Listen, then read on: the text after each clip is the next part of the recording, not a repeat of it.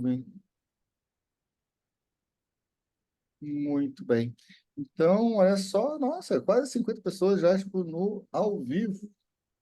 Muito, muito bom. Pessoal, então, agora sim, oficialmente, né? Boas-vindas, né? A todos e todas. E, bom, vamos começar o ano aí dos estudos no Instituto. Imagino que a Thaís também esteja fazendo alguma coisa. Então, assim,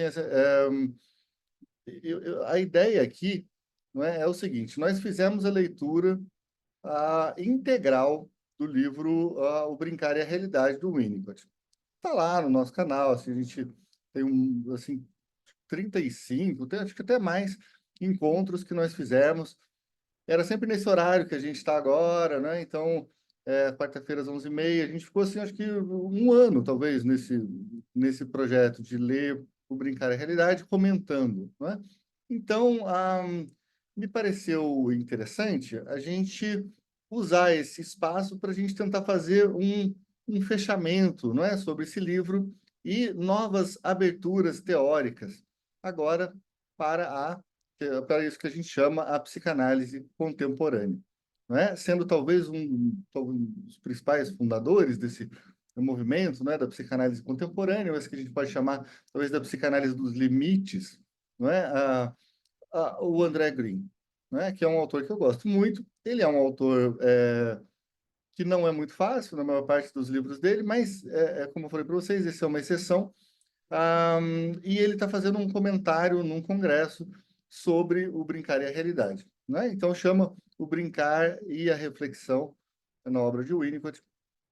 Então ele vai fazer os comentários dele. Bom, então, gente, uma coisa que eu ia pedir para vocês também é o seguinte: se vocês forem fazer comentários ou perguntas, abram o áudio, porque eu normalmente eu não consigo ver. Eu deixo só uma janelinha aqui do Zoom para eu ver o que está acontecendo mais ou menos, não é? Mas eu vejo aqui as minhas anotações de aula e tal, essas coisas, então eu não, em geral, eu não consigo ver quando vocês escrevem para mim. Então, abram o áudio e falem, né? Muito tranquilamente aqui não tem nenhuma pergunta ruim mesmo, né?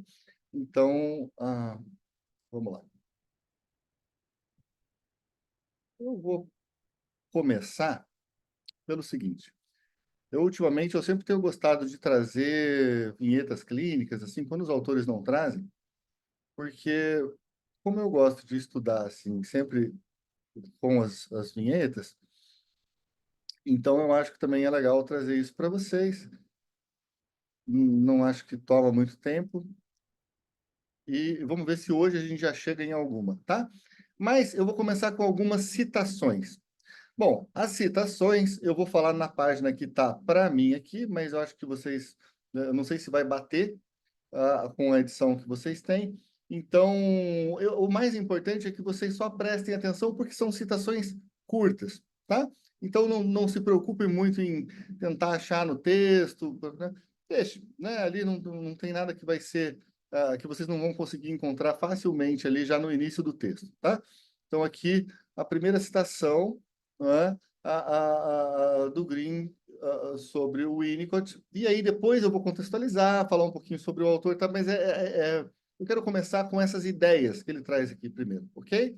Então, vamos lá. Na página 27, o Green fala o seguinte: ao escrever sobre Donald Winnicott, percebo que me identifico fortemente com ele. Em toda a sua vida, Winnicott lutou contra o conformismo e a submissão.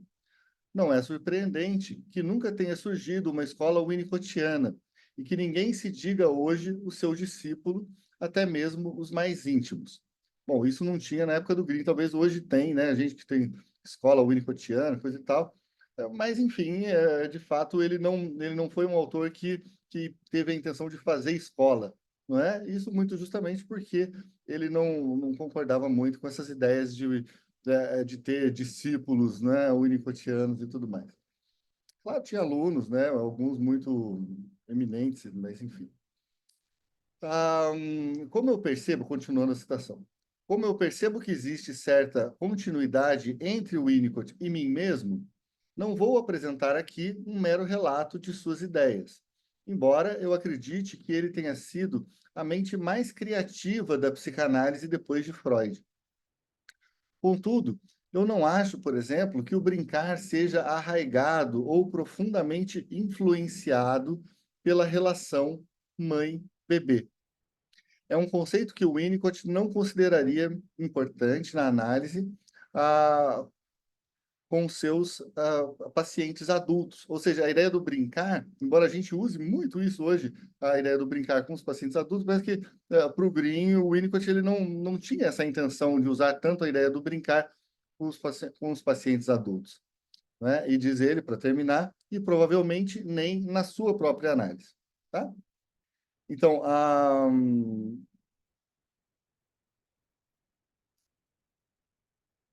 bom, eu vou fazer só essa citação, porque eu não quero, eu quero tentar ir um pouco mais longe, né? Não é um tempo muito longo, então vamos lá. Eu acho, pessoal, que para a gente começar a pensar isso aí, essa ideia desse autor, que também ele é muito criativo, e o André Green é uma figura complicada, porque ele é o seguinte, ele é um cara extremamente criativo, mas ao contrário do Winnicott, ele é super antipático. Sabe? Ele não é um autor assim que você fala, nossa, que cara bacana, queria super tomar uma cerveja com ele. Não é um autor que desperta isso na gente, né? Ele era meio mal-humorado, mas é um cara genial e muito criativo. Então, no escrito dele, dá a impressão que, pô, que cara é genial. E ele é genial mesmo. Então, o que ele faz, ele diz o seguinte, olha, essa obra que o Winnicott fez, O Brincar é a Realidade, talvez seja a pérola, a coisa mais bonita que o Winnicott fez, mas como ele escreveu isso no final da carreira, ele talvez não tenha tido tempo de desdobrar ao máximo o que essa obra podia oferecer. Né? Então, ele pensa o seguinte: olha, eu tenho muita coisa que concordaria, não é? O Green falando, com o Winnicott, mas eu preciso fazer algumas ressalvas, porque eu acho que essa ideia do brincar que ele traz é mais ampla do que o próprio Winnicott sugeriu. É uma ideia que, inclusive, inclui outras coisas. O brincar nem sempre é bom. O brincar ele pode ser compulsivo, ele pode ser um brincar meio destrutivo, enquanto que a gente não vê isso no Winnicott, né? O brincar sempre para o Winnicott parece um valor assim muito positivo, né? Muito ligado à criatividade, é um pouco desligado da sexualidade, né? E o André Green vai fazer essas críticas, fala, olha, vamos pensar que a gente tem que tornar esse conceito um pouquinho maior, né? Então, vamos ver o que ele faz. O que a gente tem, né, é um ponto de partida nesse livro, que depois ele vai desenvolver em várias outras obras, mas como isso aqui que vocês estão lendo, né, que é essa obra que eu indiquei a vocês, ele então é uma fala num congresso. Então, quer dizer, é, eu acho que é importante a gente ter esse conhecimento do André Green, né, sobre o que ele está propondo, não é? E o que tem de diferente do brincar do Green com o brincar para o Winnicott, certo? A gente poderia pensar, talvez, numa ideia do brincar em Lacan, por exemplo, eu acho que é perfeitamente possível. Não é? Então, a ideia, o que eu gostaria de falar para vocês, mesmo sendo de escolas diferentes, é entender como que a gente pode usar o pensamento do André Green para fazer uma crítica do conceito do brincar, inclusive para trazer a utilidade desse conceito para a escola que vocês costumam seguir, tá bem? Então, se para o Winnicott esse brincar, ele está, como eu disse, não é associado mais à criatividade e à saúde psíquica, não é? O Green ele traz esse entendimento do brincar como um espaço que ele está sempre atravessado por uma série de ambivalências, de tensões, não é? De falhas, não é? Coisas que o Winnicott não percebe, porque o Green fala o seguinte, olha, o Winnicott ele tem um problema que ele idealiza o brincar. Ele idealiza, o que significa isso? Bom, então, ele retira a ambivalência do brincar, né? O brincar bom e ruim. Então, ele fala assim, o brincar é sempre bom. Por que que ele é bom? Porque ele nos auxilia na simbolização. Então, para simbolizar o mundo, não é? A gente tem um espaço entre, não é? Então, esse espaço que a gente vai chamar de espaço transicional, que o Winnicott vai trazer, o que seria o espaço transicional? Seria esse espaço entre a mãe e o bebê, não é? Então, entre a mãe e o bebê, esse bebê que nasce sem nenhum artifício simbólico, não é? Ele começa a criar simbolismo quando? Bom, em primeiro lugar, precisa haver uma mãe suficientemente boa. Isso que o Winnicott chama de uma mãe suficientemente boa, que é o quê? Um ambiente, não é? Que propicie a possibilidade do bebê brincar. Não é? E ao brincar, o que o bebê vai fazer? Ele vai acabar simbolizando coisas, não é? Através desse mecanismo. Então, o que é importante a gente pensar é o seguinte: da onde a gente vai tirar essa ideia do brincar? Em primeiro lugar, do Freud, né? Além do princípio do prazer, que ele está falando do netinho e ele está falando do Fordá, né? Deixa eu só. Tem alguém com o áudio ligado? Oi, Cíntia, você quer falar alguma coisa ou ligou o áudio sem querer? Eu acho. É. Oi, liguei sem querer. É que eu estou Ah, na rua legal, aqui. obrigada. Tudo bem, não se Obrigada. preocupe. Tudo bem. Vamos indo lá. Se Obrigada. vocês quiserem abrir o áudio, podem abrir, daí só. Não estou nem levantar a mãozinha, tá? Porque eu não estou enxergando a mãozinha de vocês. Porque, nossa, é bastante gente que está aqui.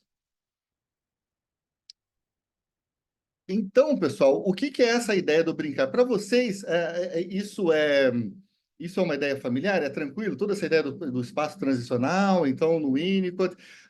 Pensem assim, a primeira ideia para a gente pensar o espaço transicional é justamente a gente pensar na ideia do endométrio e o bebê ainda num estágio uterino, não é? Você tem um momento ali que o corpo do bebê fixado no corpo da mãe, não é? No útero materno, tem ali essa criação desse tecido que você não saberia dizer bem se ele é um tecido materno ou um tecido do bebê. Não é? Então, com essa ideia, o Winnicott vai criando a ideia de espaços transicionais. Ou seja, o que está pressuposto na ideia de um espaço transicional? Está pressuposta a ideia de que existe um dentro e um fora. Existe uma simbolização mínima de que há uma coisa que faz parte de mim, bebê, e alguma coisa que faz parte do mundo, ok? Então, esse tipo de coisa, a gente já está falando aí de um bebê que fez já algum grau de simbolização, não é? Porque a gente já tem essa categoria inicial de dentro e fora, ok? Então, me parece que essa ideia fica simples, não é? A gente tem um dentro, tem um fora, mas para o Winnicott ele tem essa coisa muito importante, que é pensar a simbolização se dá no entre. Então, imaginem o nosso mecanismo de simbolização como um mecanismo que vai simbolizando pelas bordas. Ou seja, a gente tem a beira do sentido, a gente tem assim o final daquilo que a gente consegue constituir, e nessas bordas a gente vai tecendo novas possibilidades de significação. Isso é uma maneira de pensar, né? A ideia da simbolização para o Winnicott. Mas você pode pensar também que, assim, quanto mais você tem no seu quebra-cabeça, quanto mais peças você tem, né? Quanto mais conceitos você tem organizados em categorias, mais você tem a possibilidade, então, de criar signos, ok? Então, qual seria a primeira categoria que ela é importante para a gente pensar o brincar? O dentro e o fora, não é? Todo mundo que leu comigo o Brincar é Realidade no ano passado está cansado de saber disso, tá certo? Mas tem uma coisa que eu acho interessante falar para vocês. A gente pensa sempre que, então, o brincar, ele traz essa capacidade simbólica. Então, qual que é o caso prototípico na psicanálise sobre o brincar e a simbolização? É o que o Freud traz aí no caso do Fordá, não é? Então a gente tem o bebezinho, o netinho do Freud, que está ali puxando o carretel, não é? E fazendo, então, perto, longe, não é? Então ele está puxando aquele carretel e simbolizando a distância, a ausência da mãe. Veja, isso é importante porque a gente sai de um concretismo em que a mãe só existe na medida em que ela aparece frente ao olhar do bebê, não é? E ela começa, então, a poder ser pensada na sua ausência, ou seja, se eu tenho, então, um representante da mãe na sua ausência, eu tenho um símbolo da mãe, tá certo? No mínimo, eu tenho um signo da mãe, ok? Então, me parece que isso é simples, né? Acho que a ideia não é a das mais complicadas, mas a questão é a seguinte: por que que nesse joguinho do bebê, dele puxar de longe, perto, ele vai simbolizando? Isso é uma questão importante, não é? É que a ideia do brincar pressupõe justamente a existência de mais de uma realidade. Vocês percebem que o Freud ele está citando isso no Além do Princípio do Prazer, mas a ideia que o Winnicott traz é que, bom, o que você precisa pressupor para que haja o brincar? Bom, tem uma realidade de dentro, aquilo que a gente vai chamar de uma realidade subjetiva, né? E essa realidade eu não compartilho com os outros, porque ela é uma realidade do dentro, minha realidade psíquica. E tem a realidade do fora.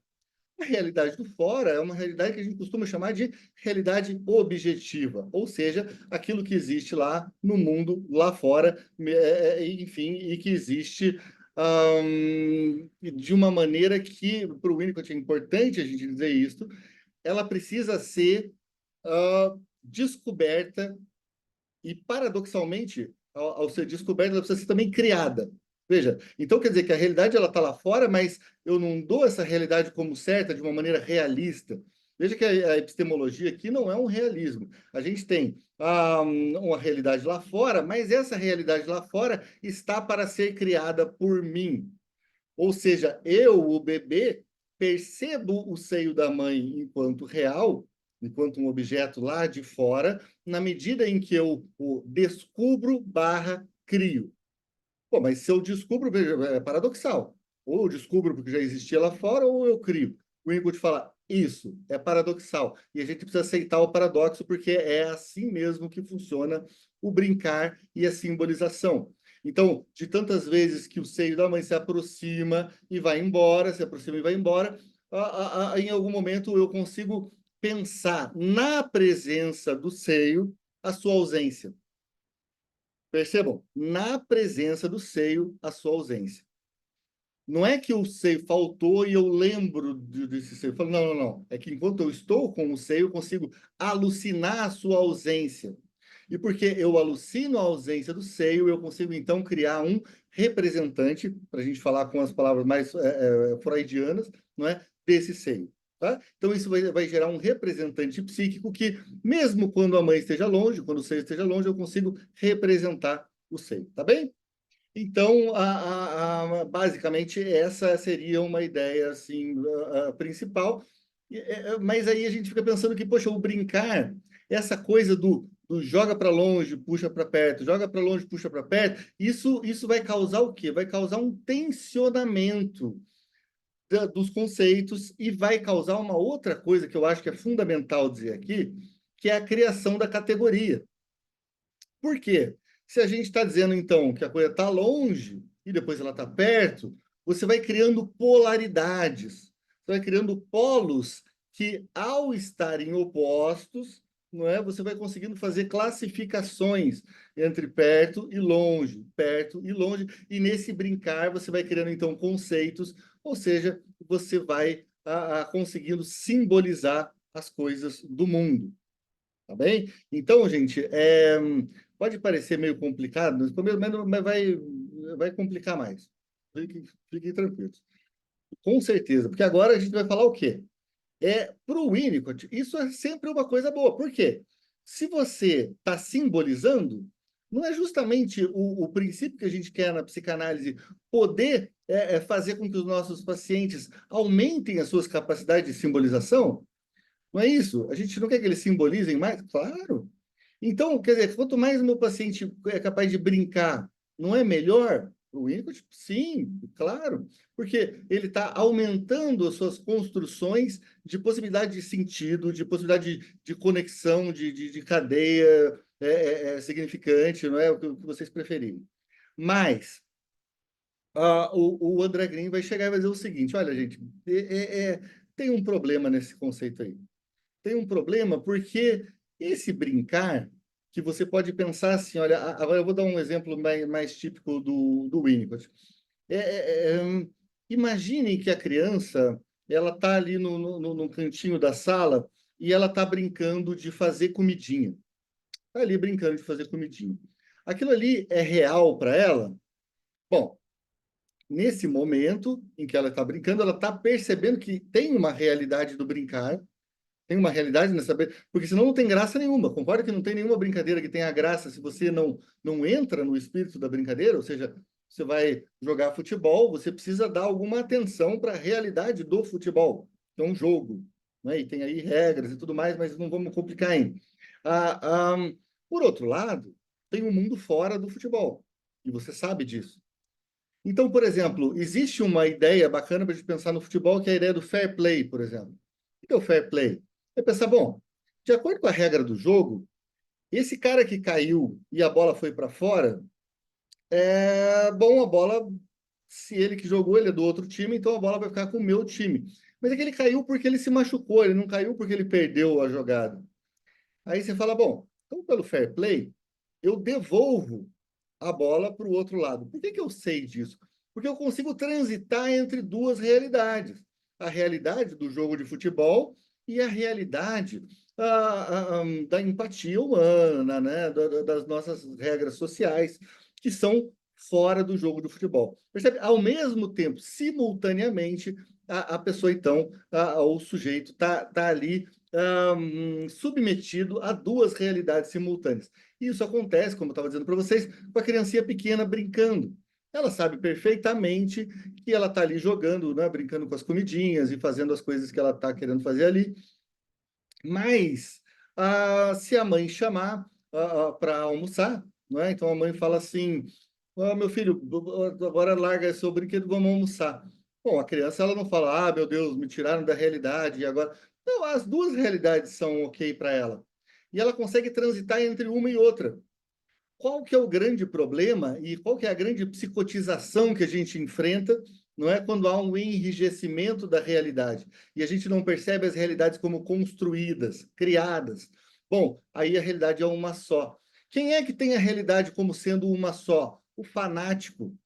O fanático, seja um fanático religioso, né, o fanático de qualquer área, não é? Ou mesmo o apaixonado, não é? Então, essa ideia, não é, traz uma massificação da realidade e você não tem, então, a possibilidade do trânsito entre realidades diferentes. Mas o que acontece se a realidade ela fica massificada? Bom, aí você começa a perceber que tem uma falha nos limites, nos limites. Então você tem uma falha do limite entre interno e externo, subjetivo e objetivo. O que é o mundo objetivo que a gente chama de realidade? Bom, é uma série de representações que a gente tem em conjunto e a gente partilha, então, não é, algumas convenções sociais que a gente vai dizer, bom, então isso aqui são os símbolos que formam parte da nossa cosmologia, não é? Então essa cosmologia que é o nosso mundo simbólico, ele vai ser então co-criado, não é, com o nosso exterior, justamente nos nossos limites, é entre nós e o exterior, então a gente vai criando realidade. Não é? Então a gente tem é como se a gente tivesse uma pele psíquica e essa nossa pele fosse então reagindo com o mundo exterior e nessas reações com o mundo exterior a gente tem então a criação de novas realidades. Não é? Então, para o bebê em que ainda nada é da realidade, não é? Ele vai criando em primeiro lugar a ideia de que existe um dentro e um fora, a ideia de que existe então separações entre o pensamento dele e o corpo, não é? Enfim, ele vai fazendo as fronteiras, né, que vão criando tensões, e essas tensões é justamente o que faz com que o mundo precise ser simbolizado. Por isso que para o Winnicott, a mãe precisa ser suficientemente boa, e se ela for melhor do que isso, se ela for mais do que suficientemente boa, o que vai acontecer? O sujeito não tem nenhuma necessidade de simbolização, porque antes mesmo dele simbolizar, ele recebe aquilo que ele desejava, e a mãe, então, não precisa ser comunicada disso. Não é? Agora, e quando a mãe falha? Ah, a mãe falha. Bom, ela pode falhar em um nível ok, que é o quê? Esse nível de, poxa, meu filho ele está com fome. Ele pode ficar com fome, mas ele não pode ficar com fome o dia inteiro. Então, quando essa mãe ela funciona dessa maneira, ela vai então a deixar que o bebê tenha um espaço para se frustrar e nesse atrito e nesse desconforto gerado pela falta da mãe, ele vai ser obrigado então a buscar algum tipo de comunicação com essa mãe, e aí ele então vai simbolizar coisas que ele não tinha a capacidade. Só que, para isso acontecer, a mãe ela não pode faltar demais. Porque se a mãe falta demais, o sujeito ele começa a entrar num estado de sobrevivência. Ou seja, ele não está ali num lugar completamente cuidado, delimitado pela mãe, não é? Então, ele se vê num mecanismo de sobreviver ao invés de simbolizar. Ou seja, quem está no modo sobrevivência, para o Winnicott, ele não vai estar no modo simbolização. Porque para você estar no modo simbolização, você precisa estar no modo brincar, tá? Isso vale para o adulto. O adulto que também está no modo sobrevivência, ele não tem tempo para ser criativo. Ele não pode criar. Para você criar, você precisa, em primeiro lugar, existir. Mas você só pode existir, e o bebê só pode existir, se houver uma mãe que cuide e que proporcione para ele um espaço. Não é? Então, a questão que a gente tem aqui, a ideia que a gente tem aqui principal, que é isso que a gente, por enquanto, tá só em Winnicott, né? Parece que tranquilo para quem leu o Brincar e a Realidade. Para quem não leu, gente, é tranquilo, vocês podem ler o livro, tem partes mais fáceis, mais difíceis, mas para entender a ideia geral, isso que eu estou falando, no Brincar e a Realidade é bem simples, vocês leiam. Tem, inclusive, a nossa playlist lá da nossa leitura completa, lá fazendo comentário do Brincar e a Realidade. Então, acessa lá o canal do Instituto, né? E aí vocês vão encontrar isso lá. Agora, olhem só. O Green levanta um problema. Ele fala, mas o brincar, é isso que o Winnicott está falando? É sempre essa coisa boa, positiva, que nos leva a simbolizar o mundo, que nos leva a encontrar, enfim, categorias, nos leva a ampliar o nosso psiquismo? O Green vai falar, para mim não. Para mim não, porque eu vejo que o brincar ele tem uma série de ambivalências, ele tem uma coisa assim, sabem aquela brincadeira? Vamos começar com a ideia da brincadeira de mau gosto, não é? O que é uma brincadeira de mau gosto? Uma brincadeira, você vê que tem uma destrutividade naquela brincadeira. Ela é uma brincadeira que coloca em risco, inclusive, a existência daquela unidade viva, né? E as brincadeiras que a gente falou, brincadeiras perigosas. Fala, pô, mas essa brincadeira parece que ela está carregada de aquilo que o Winnicott não reconhece muito, mas para o Green é muito claro isso, de pulsão de morte, né?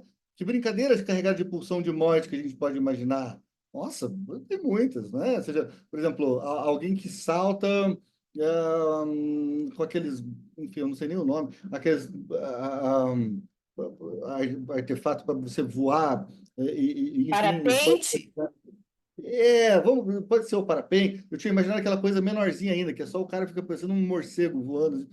Bom, aquele negócio ali, ele tá flertando com a morte, não é?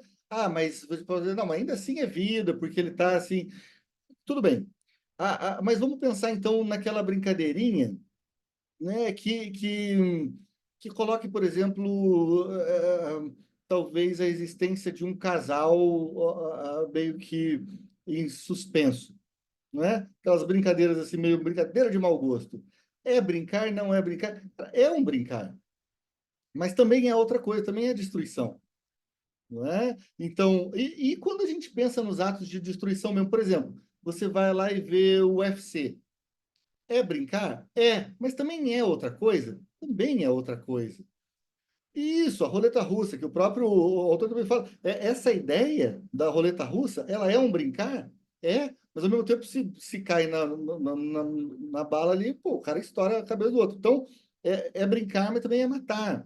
Então, assim, o gringo vai falando assim, cara, o Winnicott, ele leva o brincar só para o lado e ele só fala de coisas boas. Não é? Ah, a Bruna falando com as coisas, eu achei interessante aqui que. Ah, o base jump, pensei no base jump foi. E a Bruna fala, pensei nas brincadeiras reativas ou vingativas das crianças em fase escolar, em disputa fraterna. Perfeitamente. Não é uma coisa que tem a ver com a brincadeira? Sim. Agora eu vou falar uma coisa para vocês que é interessante, eu vou trazer lá do Gregory Bateson. O Bateson, por ele tem um trabalho importante na antropologia, tem trabalhos interessantes em várias áreas, né, na cibernética, e ele fala uma coisa que é o seguinte: fala, olha, o brincar, em primeiro lugar, ele tem essa pressuposição de duas realidades simultâneas. Então, imagine, ele estuda as lontras, ele vai dar uma olhada nas lontras lá e ele vê, cara, que coisa louca que uma lontra, quando ela vê uma outra, elas têm. É isso, o sadomasoquismo, não brincar perfeito. Mas olha as lontras sadomasoquistas, a questão delas ali. As lontras, elas, quando uma morde a outra, ele mediu o seguinte, ele falou, cara, será que é por causa da força da mordida que ela sabe que a outra está brincando e aí elas começam a brincar ao invés de brigar e lutar? Ele falou, por que elas não sempre lutam? Ué, porque elas sabem que é brincadeira. Como é que elas sabem que é brincadeira? Como é que elas entendem isso? Bom, aí que é a questão justamente que o Bateson traz. Ele fala, você não precisa nem ter uma consciência, um pensamento, altos graus de simbolização para você entender a ideia do brincar. O brincar ele pode se dar de uma forma muito mais simplória, não é? Simplesmente pelo contexto, os animais brincam, entende? Então os animais brincam, mas não simbolizam porque brincaram. Não quer dizer que o animal está ali construindo um mundo simbólico, uma cosmologia animal, porque ele fica brincando. Não, mas ele está aprendendo alguma coisa que vai para além do instintual, né? E aí a gente pode pensar assim, tá? E no caso da natureza humana, quando você imagina que um indivíduo ele tá brincando com o próprio corpo, por exemplo, quando ele está se masturbando, ele está numa atividade autoerótica, ou ele está batucando alguma coisa. Isso aí ele entra no brincar ou não? Porque, veja, aí ele está falando do indivíduo com ele mesmo. Ele não está falando do indivíduo no espaço transicional, buscando, voltado para fora, uma maneira de simbolizar o mundo lá fora. Percebe? Ele está se voltando para dentro. E o que a gente pensa em psicanálise quando a pessoa está se voltando para dentro ao invés de se voltar para fora, que seria o mecanismo libidinal? A gente pensa em pulsão de morte. A gente pensa em narcisismo. E aí, então, esses jogos narcísicos, essas coisas não são jogos, não são brincadeira? Puta, são também. Não é? Então, quer dizer, como é que a gente faz para colocar essa categoria do brincar para que ela fique mais funcional, de uma maneira que a gente entenda que ela pode ser tanto para o simbólico, quanto para uma outra coisa que eu vou chamar aqui de diabólico. Olha que interessante isso. Por que simbólico e diabólico? Pensem só. Ah, simbólico, o que significa? Colocar junto, não é? Na etimologia da palavra, a gente pode pensar assim. E diabólico? Colocar separado, ou seja, o diabólico é aquilo que separa. Não é exatamente isso que é a pulsão de morte para o Freud, é você separar, ao invés de você reunir, de você juntar, é você separar. Não é? Então, me parece muito interessante esse simbólico e diabólico estarem agindo assim, sempre juntos. E aí eu acho que é legal a gente imaginar isso como o Freud faz e o Winnicott não faz, que é imaginar que a pulsão de vida e de morte andam, e o Lacan faz também, que é muito interessante, a ideia de você pensar isso como um feixe. O Lacan, no Seminário 1, vai falar isso também. É como se fosse um feixe em que fios simbólicos e fios diabólicos andam juntos. Não é? Imagine só aquele feixe de um fio elétrico, por exemplo. Eduardo, o simbólico seria a punção de vida, no caso? Isso. É o que ele está falando, é o que junta, né? Certo. A gente pode falar, mas então se a pulsão de vida é isso que a gente está chamando de libido, qual que é a ideia de libido? É aquilo que nos conecta com aquilo que está lá fora. Então, por exemplo, a libido pode dizer o seguinte, olha, certa pessoa tem uma atração sexual por alguém que está lá fora e ela gosta dessa pessoa, ela desenvolve depois um amor, porque ela vai sublimar isso. Mas a gente tem uma outra coisa que é a agressividade. Então, vamos pensar nessas duas questões concomitantemente. A sexualidade, por um lado, libidinal, e, por um outro lado, agressivo. Vejam só, para que haja sexo, é importante tanto que haja um quantum de libido, mas também um quantum de agressividade. Vocês entendem que a agressividade é um componente importante, inclusive, para você conversar com uma pessoa na rua. Ou seja, você precisa querer incomodar essa pessoa e desfazer o estado que ela está para colocar ela no estado que você está. Ou seja, de certa forma, toda fala invade, toda comunicação tem um quê de agressividade. E isso é uma coisa que está presente no brincar? Sim, não é? Ou seja, a gente tem agressividade no brincar? Muito. Não é? Então, essa agressividade é o que o Green justamente está chamando, e é o que hoje é o meu grande objetivo aqui trazer para vocês, essa ambivalência. Agora, tem mais uma coisa que eu quero trazer para vocês que é de, eu acho que uma importância assim, enorme.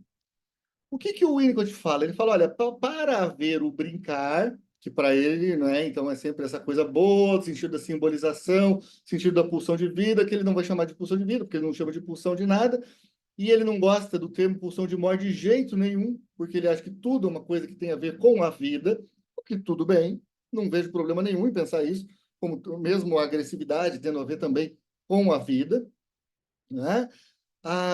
Lembrando também, gente, sem querer ficar muito prolixo, mas a ideia de que a gente pode pensar a pulsão de morte tanto como a agressividade, como também com uma outra coisa, que é essa ideia que o Freud chama de sentimento oceânico, ou seja, a agressividade, no final das contas, ela quer o quê? Ela vai nos diluir, né? E aí tem essa ideia, não é que inclusive a Márcia gosta, que é a ideia da água na água, que é o quê? Imagine que a gente tem aqui um copo d'água, e esse copo d'água está contido aqui por uma pele, copo, não é? Então ele tem aqui um continente. Se você joga essa água na água, ela se torna água, por exemplo, eu joguei no mar, ela se torna mar, não é? A água do copo se torna água do mar. E ela se desfez ali. Na nossa morte, o que acontece com a gente? Bom, então esse eu, não é? Ele se dissolve no todo do universo, não é? Então, e aí, bom, então com a minha morte, eu volto como água na água, não é? Para o universo, tá bem? Não é uma ideia assim muito esotérica, né? É só entender que, bom, a gente vira aquilo que a gente era antes, enfim, matéria, não é? E, enfim, se desfaz. Se desfaz. Então, a pulsão de morte tem a ver com o desfazimento, não é? Enquanto que a libido tem a ver com a feitura de alguma coisa. Então, a gente vai fazer algo, não é? Então, a libido, ela quer te ligar, ela quer te conectar. A pulsão de morte quer te desconectar, beleza? Então, só que aí vamos pensar o seguinte, para o Winnicott, você quando está ali brincando, não é? Você precisa ter um espaço entre. Então, ele dá um exemplo de um objeto transicional. Por exemplo, uma naninha. Por que a naninha é um objeto transicional? Porque ela não faz parte nem do corpo do bebê e nem do corpo da mãe. Mas ela faz, às vezes, de um lugar entre e da ligação do bebê com a mãe. Tanto é que para todo mundo que tem experiência de ter uma criança de 1, 2 anos que anda com aquele cheirinho, né? Aquela coisa que fica fedorento depois de muito tempo, aquela baba, aquela morde e tudo mais. O que isso acontece? Isso é justamente um objeto que não é nem o corpo do bebê, porque se você deixar o bebê nu, sem esse negocinho, ele fica desesperado. Ele fica desesperado, porque, bom,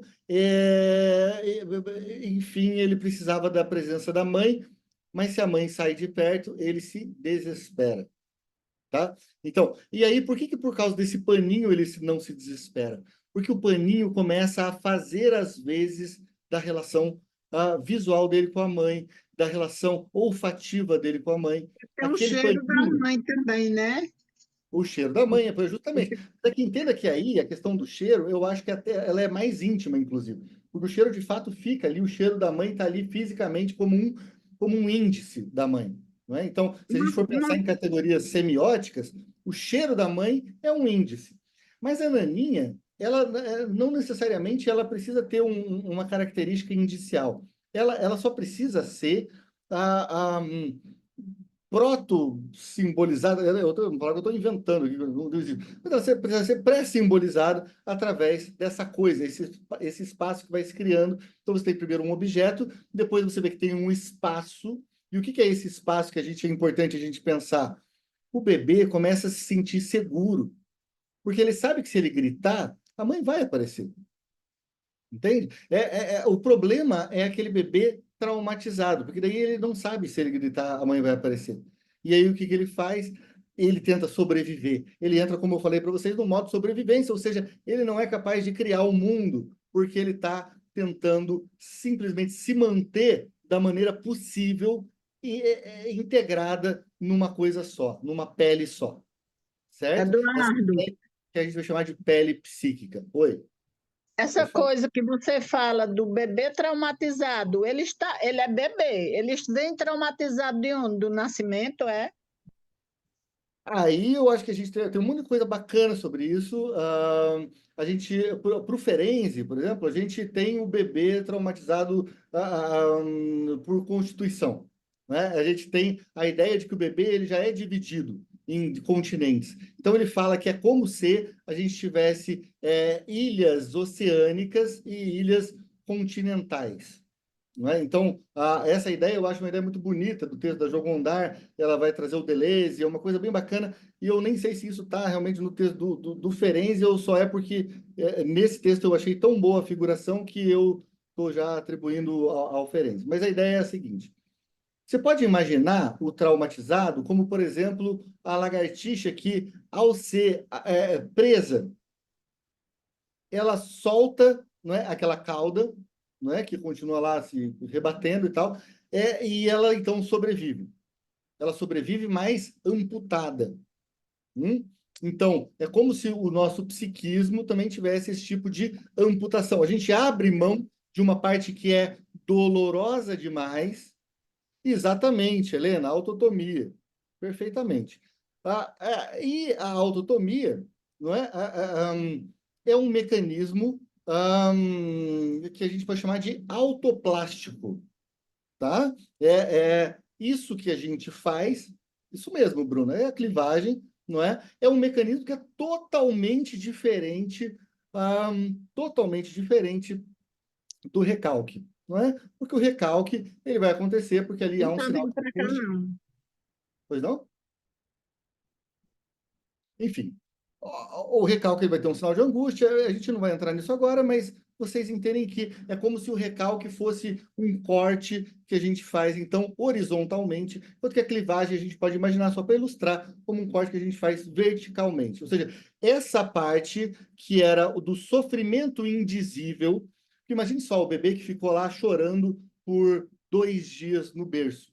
Ele pode ter sobrevivido, mas ele pode ter feito justamente um mecanismo que a colega nos chamou aqui de autotomia, ou seja, aquilo que é tão insuportável dele viver, que para ele sobreviver, ele abre mão e aquilo se separa do corpo principal do seu psiquismo.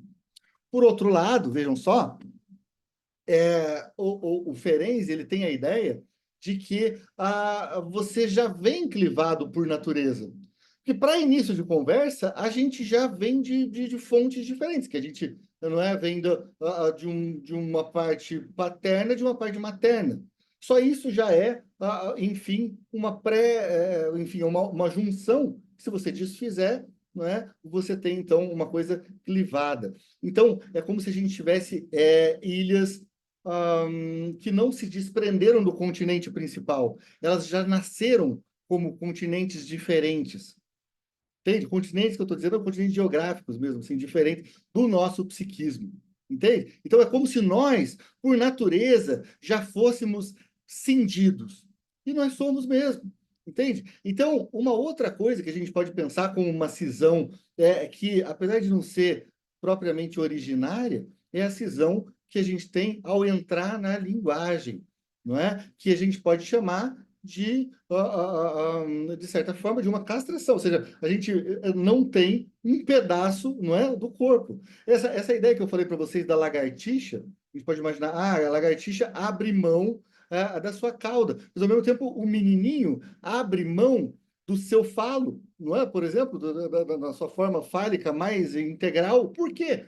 Porque ele não pode, ele para entrar na sociedade, na cultura, ele precisa abrir mão de algo. Então, a gente já tem aí também mais uma cisão, tá bem? Mas a gente tem uma série de cisões possíveis que podem impedir a criação de uma coisa que, para nós e para o André Green, é importantíssima, que se chama um limite. O limite. Porque o que ele está dizendo é o seguinte: você pode pensar o brincar, como o Winnicott está falando, como algo que acontece nesse espaço transicional. Mas, pela lógica, para que possa acontecer o brincar, eu preciso ter uma categoria que é a de dentro e fora. Fora, dentro. Não é? Porque aquilo que está acontecendo aqui dentro, aquilo que está acontecendo lá fora, precisam existir e ser percebidos pelo sujeito para que eu consiga, então, entender que o que existe lá fora pode ser, então, simbolizado. Ou seja, eu só posso simbolizar o lá fora se o lá fora existir. E o lá fora só pode existir se tiver um aqui dentro e um lá fora. Porque se não tiver um lá fora, como é que eu vou simbolizar o lá fora? Claro. Então, e o que Professor, é esse negócio que a gente fala que é o nosso limite, não é? Que cria, então, um dentro e um fora. Essa coisa que a gente chama de... Alguma dica? professor, essa questão me remeteu ao teatro, né? Que no teatro, quando a gente trabalha como ator, a gente trabalha muito essa questão do dentro e o fora. Por quê? Uhum. Porque você tem que ter um personagem, mas você também não pode deixar de ser você, né? E você tem que Isso. dar vida para esse personagem que está lá fora. E esse Maravilha. personagem que está aqui dentro em conjunto. Não sei se. Eu não sei, me Adorei, remeteu a adorei. isso. Isso faz todo sentido do mundo, porque se a gente pensar assim, qual que é a ideia do ator? Bom, ele está lá, ele precisa criar algo de verossimilhança, né? Ele precisa ter uma questão. O ator ele pode atuar assim de uma forma mais através de uma categoria semiótica que a gente poderia chamar de ícone. Pode ser outras também, mas o ícone é quando ele então imita, não é? Fisicamente alguma coisa que está simbolizada lá fora. Por exemplo, um ator, ele precisa mostrar a tristeza. Como é que um ator vai mostrar a tristeza? Bom, ele vai fazer um semblante triste. E como é que ele sabe como é que é um semblante triste? Bom, porque ele sabe, olha, lá fora, quando as pessoas fazem um semblante triste, ele se parece mais ou menos assim. E aí, se eu quiser mostrar para as pessoas que eu estou triste, eu vou precisar, então, indicar fazendo uma coisa parecida, ou seja, eu crio um ícone, não é? Que é uma semelhança, não é? Física com aquilo que está lá fora. Enfim, eu crio uma aparência daquilo que está lá fora, mas para eu entender que eu estou criando uma aparência, em primeiro lugar, eu preciso entender que aquilo outro está fora. Não é? Eu não estou simplesmente mimetizando aquilo, tal qual o bebê como mimetiza o rosto da mãe, porque eu estou simbolizando. Eu sei que eu sou um ator, eu sei que eu estou atuando em um teatro em uma realidade paralela à realidade do mundo lá fora. Então, eu tenho duas realidades aqui já em jogo de princípio, que é a realidade da peça, e essa realidade da peça precisa ser respeitada, porque senão é como se o ator no meio da peça falasse, gente, ó, tô cansado de fazer essa peça aqui e tal. Imagina ele no meio do Hamlet falando, olha, gente, desculpa aqui, eu tô cansadinho aqui, vou dar uma parada. Não, não dá, ele precisa manter, segurar o personagem. Então, como é que ele vai fazer para segurar? Ele vai ter que manter, ele vai ter que se ater a essa realidade da peça. E aí, então, para que tenha uma realidade da peça, ele precisa separar o que é a realidade da peça da realidade do mundo. Só que no psiquismo, o que que a gente faz com isso? A gente chama, olha, tem então a realidade subjetiva inerente ao nosso psiquismo, dessa realidade psíquica, e tem a realidade objetiva, que é aquela compartilhada que a gente tem lá fora. Por que que a realidade lá de fora parece que ela é mais real do que a minha realidade de dentro? Porque ela é compartilhada. E a gente recebe muitas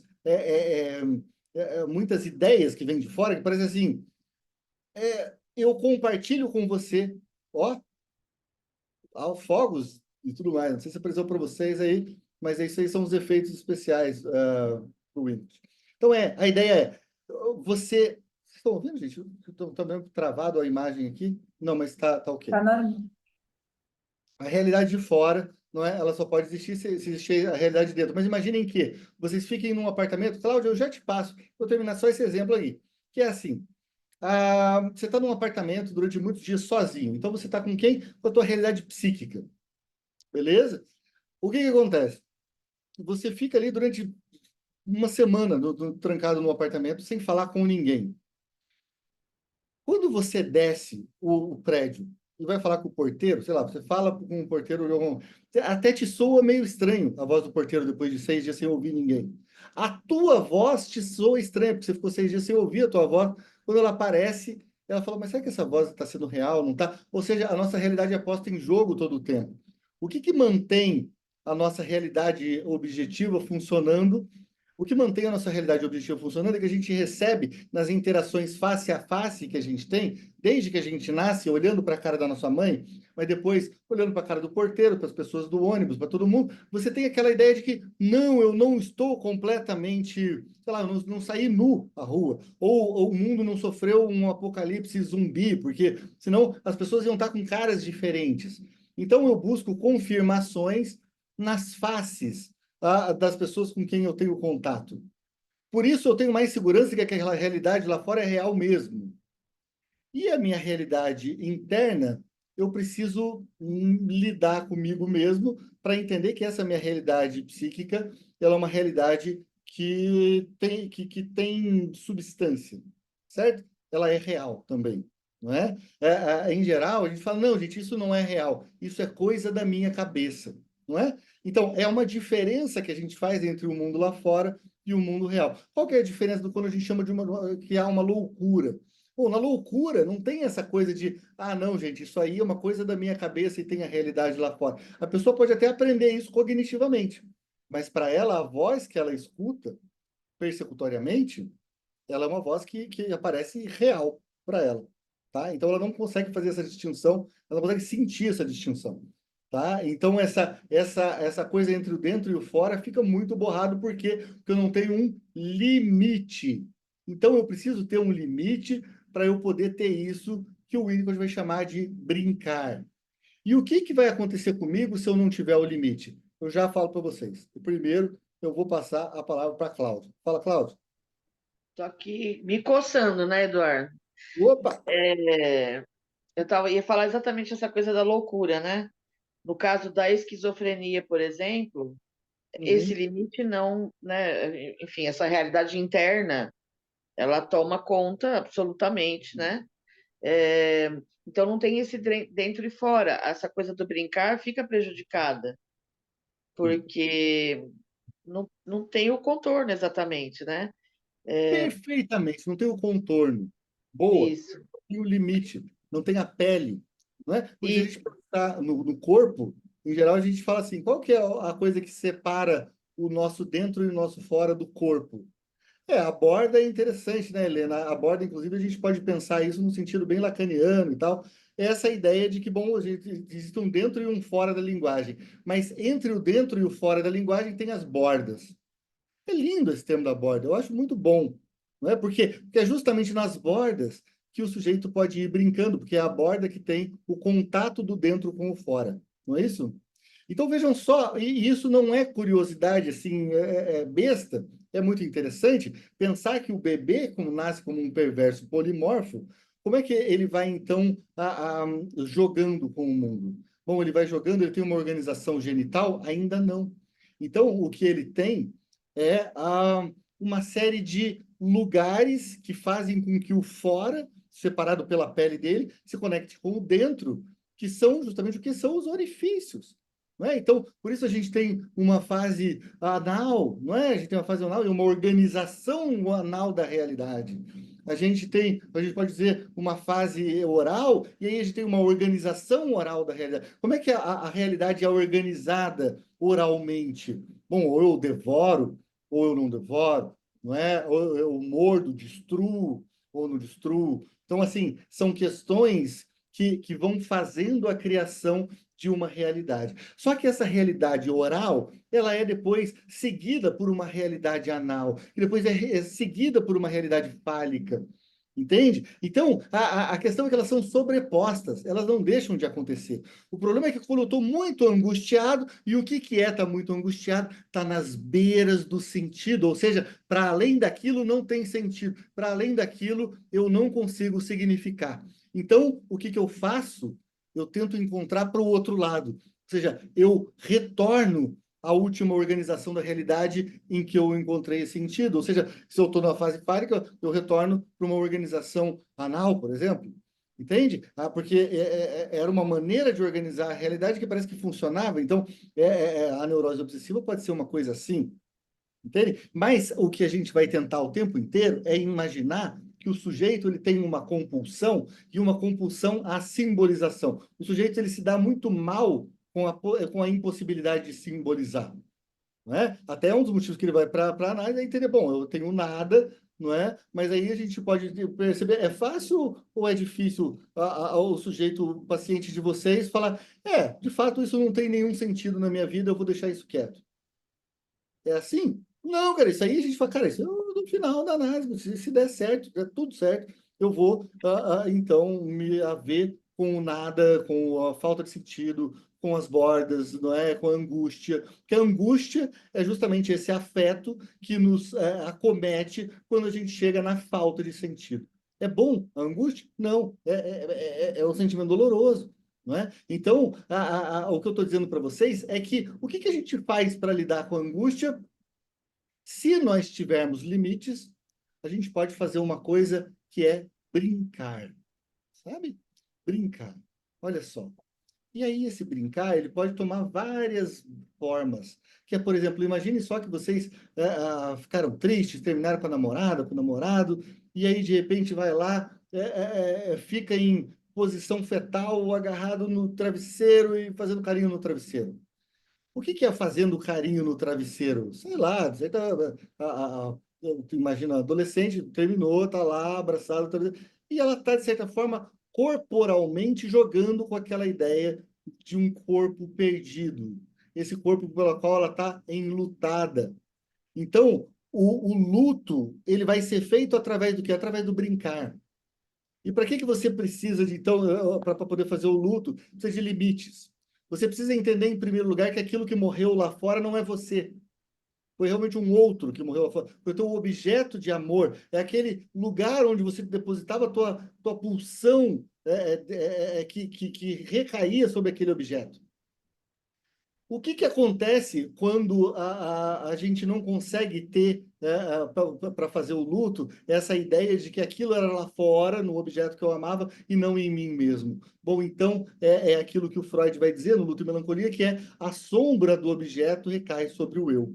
Por quê? Porque o meu eu não está totalmente separado. Na melancolia, o que a gente tem justamente é uma união, não é, entre esse outro e esse eu, e aí, de certa forma, eu então identificado, porque o processo de identificação é justamente esse processo de borrar os limites entre o eu e o outro, não é? Então, a identificação faz isso com a gente, não é? Então, a questão toda que a gente tem é uma dificuldade enorme, não é?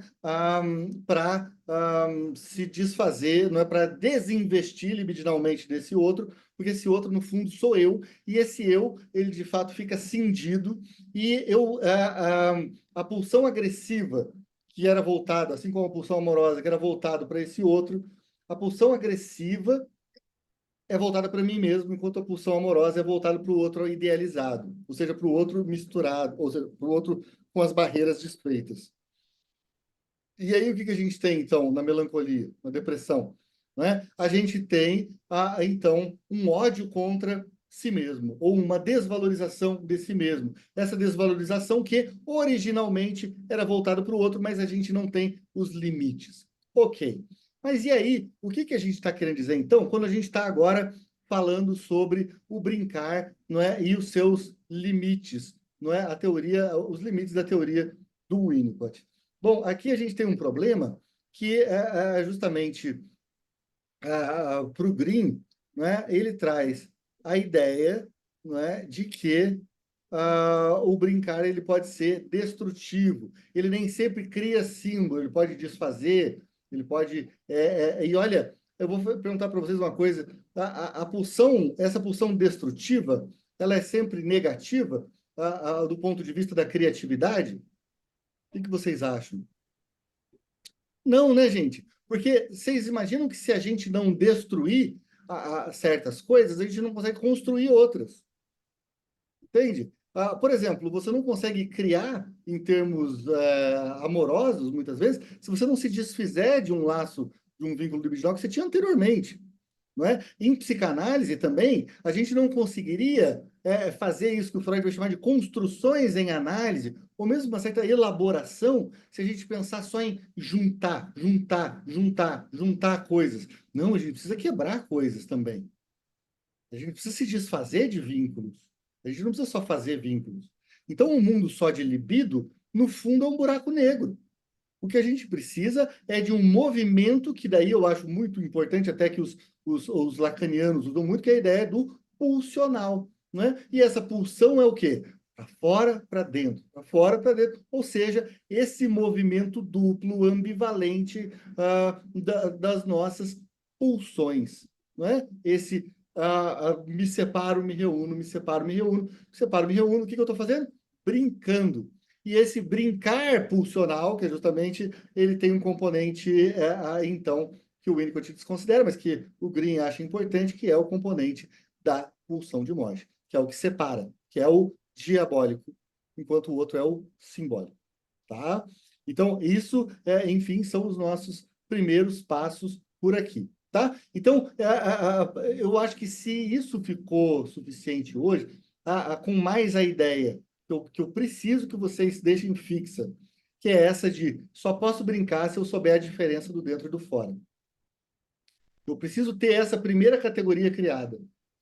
E o que o Freud fala sobre como é que a gente cria o dentro e um fora?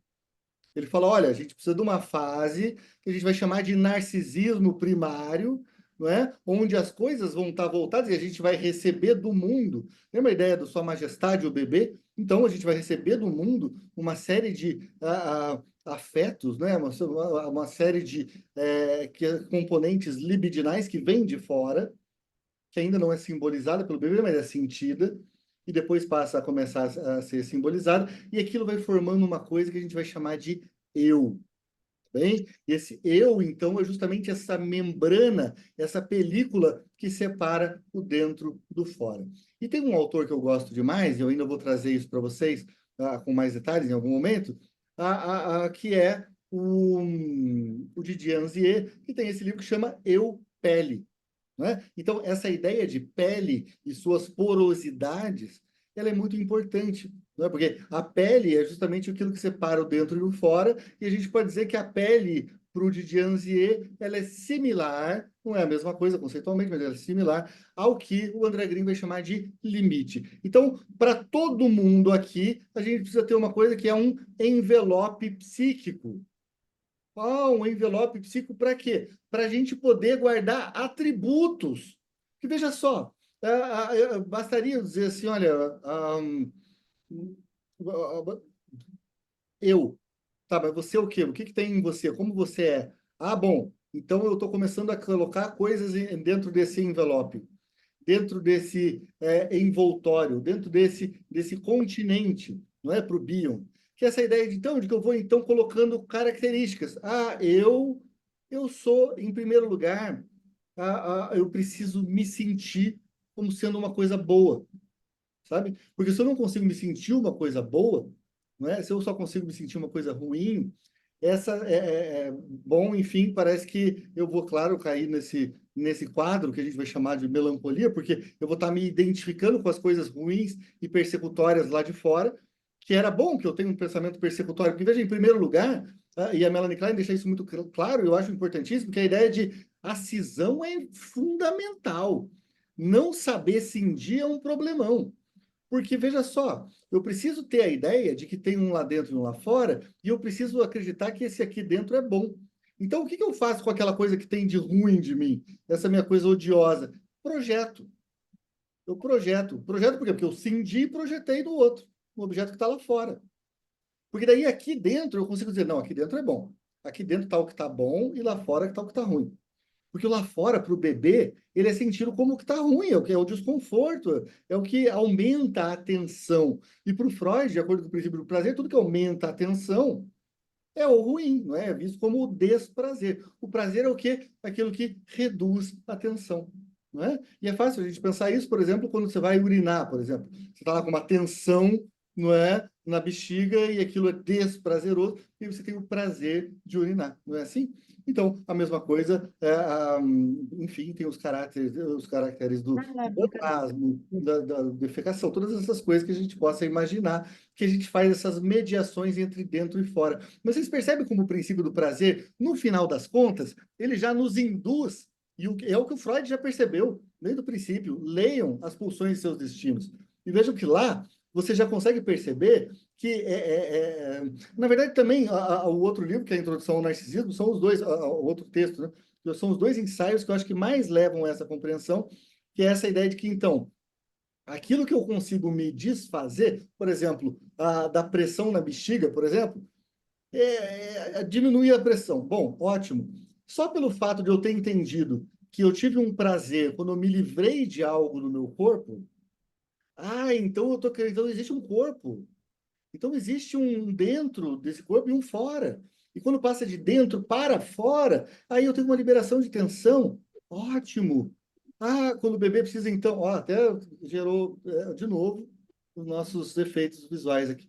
E aí, então, vocês estão entendendo? Ou seja, o dentro e o fora, ele já é meio que assim uma categoria que a gente tende a criar naturalmente, porque cada vez que passa de dentro para fora, a gente sente um prazer ou um desprazer. Entende? Quando a gente Mas e começa na fase oral, Eduardo, por exemplo, tem a introjeção. O prazer é feito de fora para dentro, não? também, mas aí bom, mas aí você tem várias coisas diferentes.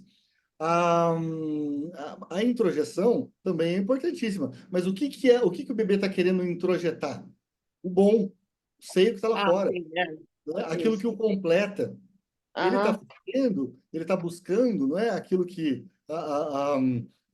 justamente para o Lacan, não é? Vai ser essa ideia de eu estou buscando aquilo que falta, né? Só que para buscar aquilo que falta, o que eu tento fazer muitas vezes? Eu tento destruir o lá fora. Eu tento destruir o seio da mãe. E aí, para destruir o seio da mãe, o que eu faço? Eu demonstro a minha agressividade, não é? Para as mães aqui, quais foram as mães que já tomaram mordidas no seio do seu bebê ainda bem pequenininho? Por quê? Porque ele está querendo destruir esse seio. Isso é uma maneira oral de organizar o mundo. Eu destruo aquilo que está fora, eu tento engolir, eu tento introjetar, porque eu ainda sou onipotente, ainda tenho uma onipotência oral. Não é? Então, essa onipotência oral, ela é tomada como uma maneira de organizar o mundo, e, bom, gente, isso leva à ideia de que existe um dentro, existe um fora, dentro, fora. Tudo bem, o bebê tem esse limite? Tem, mas não é todo bebê. Tem bebê que vai ter uma dificuldade na criação desse dentro e desse fora. E aí, o que essa pessoa... Eu estou terminando, tá, gente? Eu sei que o pessoal deve estar morrendo de fome aí, querendo almoçar. Só um segundo. Porque, vejam só, isso aqui é importante a gente pensar. Mas qual que é importante a gente ficar dizendo... o que acontece quando dá errado nesses limites? Bom, mas acontece um monte de coisa.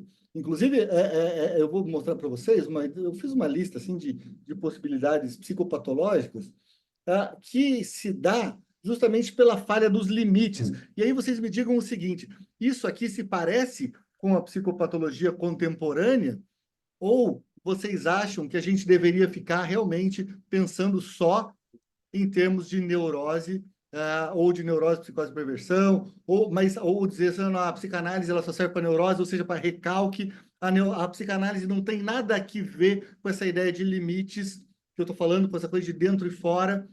Tá, mas e se a gente tem um problema de dentro e fora? Que tipo de patologia que eu estou dizendo e que eu trazendo da psicanálise contemporânea que a gente vai se encontrar, que a gente vai encontrar então na clínica?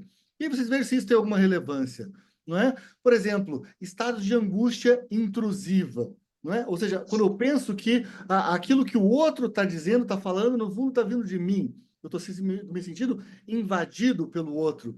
Isso é uma deficiência no quê? Na minha possibilidade de diferencial dentro e do fora, não é? Então isso pode levar ao quê?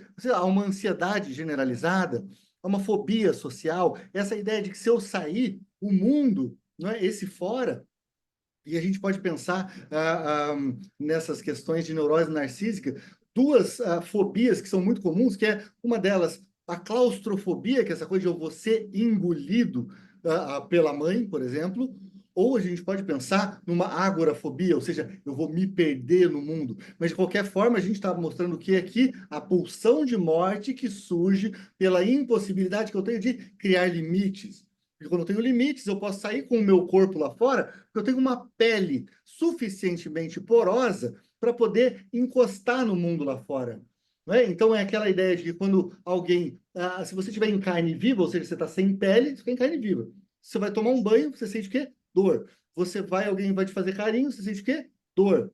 Né? Então, imagine que no nosso psiquismo é a mesma coisa. Se você está sem uma pele, sem um envelopamento psíquico que separe o dentro de fora, se alguém encosta em você, você vai sentir o quê? Dor. E o que a gente tende a fazer nesses processos quando a gente está em carne viva? A gente tende a construir uma pele? Seria ótimo, mas em geral a gente tende a construir uma couraça. A gente tende a construir, então, uma coisa dura, fixa, que então separa o dentro e o fora, muralhas. Muralhas que então nos impede de trocar com o fora, de trocar afeto. E aí o que acontece então com o carinho na pele grossa? Você não sente. E na pele viva, na carne viva, você dói.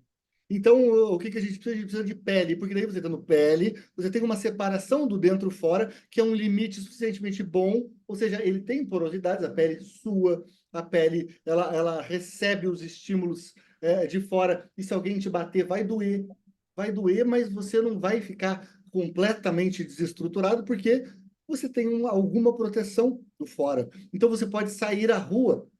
Portanto, se você tem essa capacidade de sair à rua, isso se deve à possibilidade que você tem de dizer, não, o que eu tenho de separação de dentro e fora está bem fixo, está bem tranquilo, eu confio na minha pele, portanto, se alguém me bater no máximo, vai dar uma doidinha. Se alguém me beliscar, vai doer, mas, em geral, se alguém fizer carinho, também vai ser legal. Se alguém for me beijar, vai ser ótimo. Muito bom.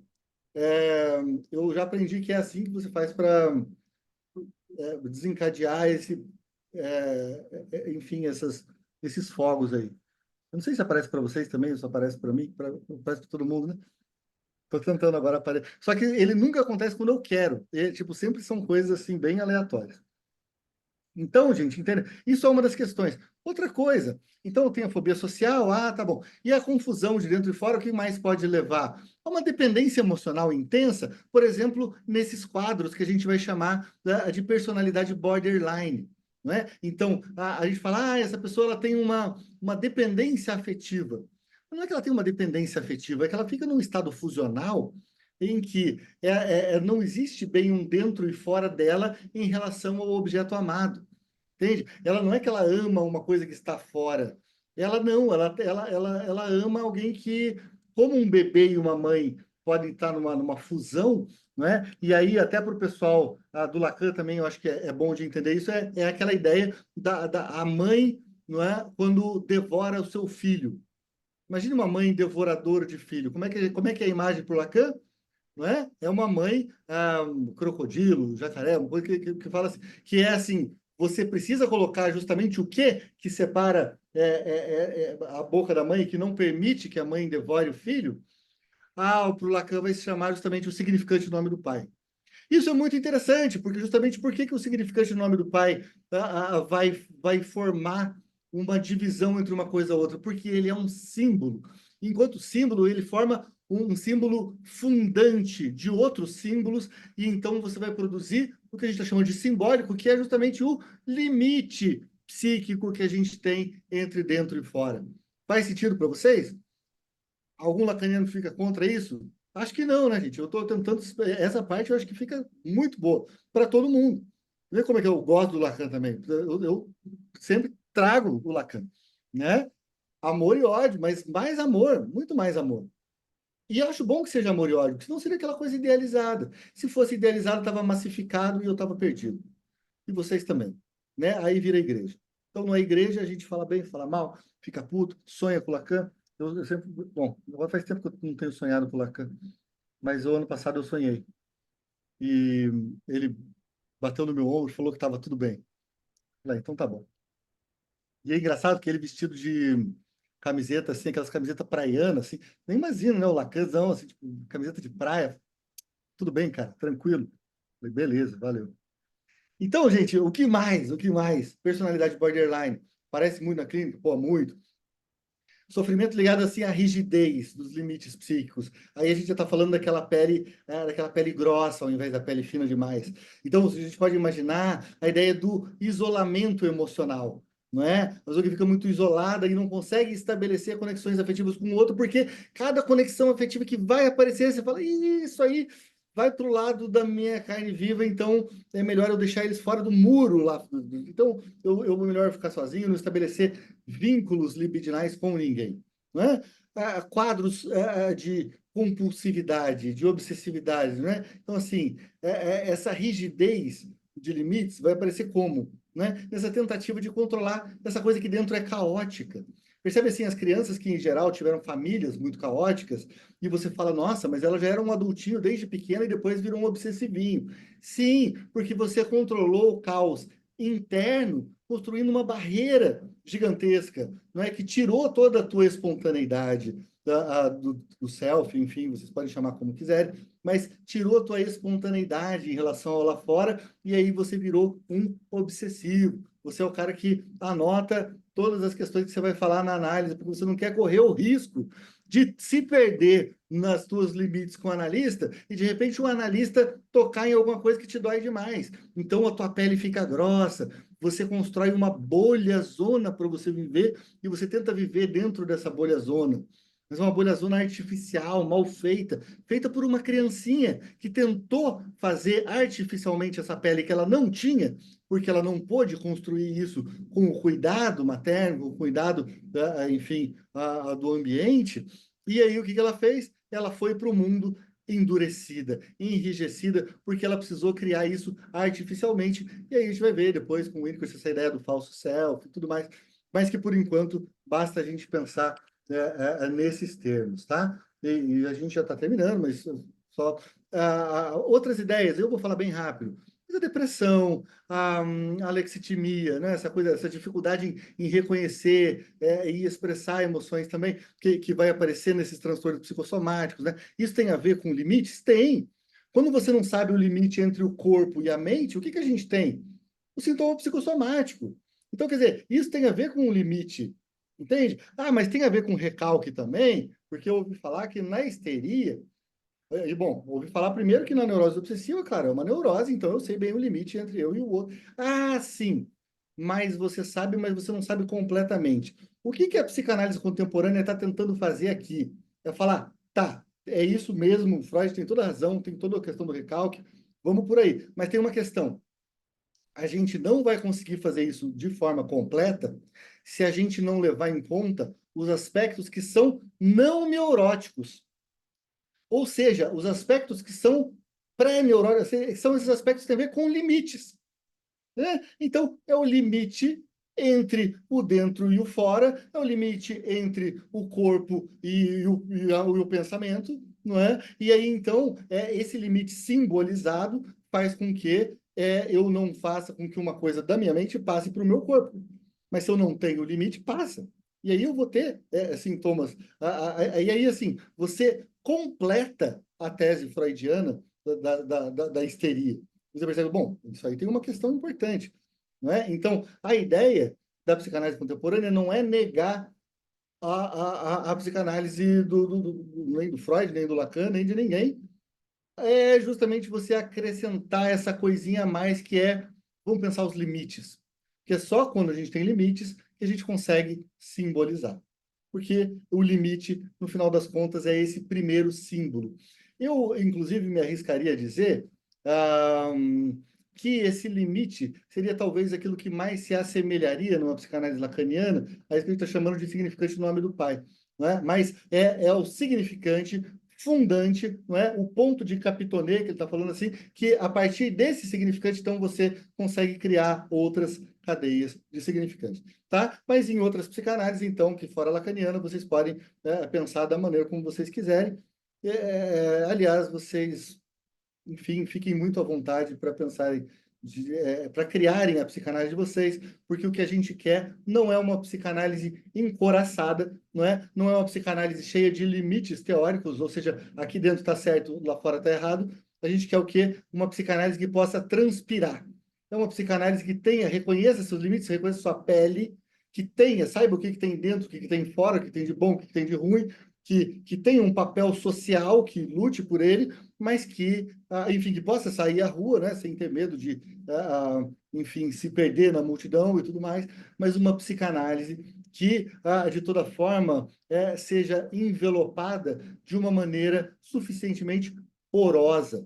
E essa porosidade que eu sugiro aqui para vocês nessa minha primeira aula aí sobre esse livro do Green, para a gente ver, então, como é que essa porosidade permite uma psicanálise que respire, tá certo? A gente precisa realmente deixar a psicanálise respirar, tá bom?